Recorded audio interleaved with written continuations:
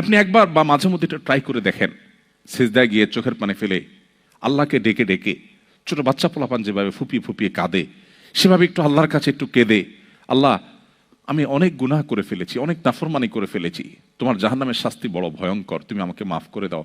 আল্লাহর কাছে চোখের পানি ফেলে মনটাকে বিগলিত করে যদি আপনি একটু চোখের পানি ফেলে মাপ চান, তাহলে আল্লাহ তাআলার ওয়াদা আছে। আল্লাহ বলেছেন, লা তাকনাতু মির রাহমাতিল্লাহ, তোমরা আল্লাহর রহমতের আশা ছেড়ে দিও না। ইন্নাল্লাহা ইয়াগফিরুয যুনুবা জামিআ, আল্লাহ সমস্ত গুনাহ মাফ করবেন। তাহলে গুনাহ মাফের জন্য কিভাবে গুনাহ মাফ চাইব?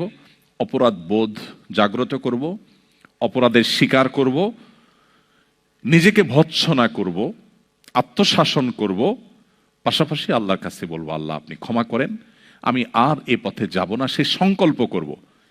মুশকিল হলো এই সংকল্পটা আবার ভেঙে যেতে পারে, আমি চেষ্টা করবো যেন না ভাঙে।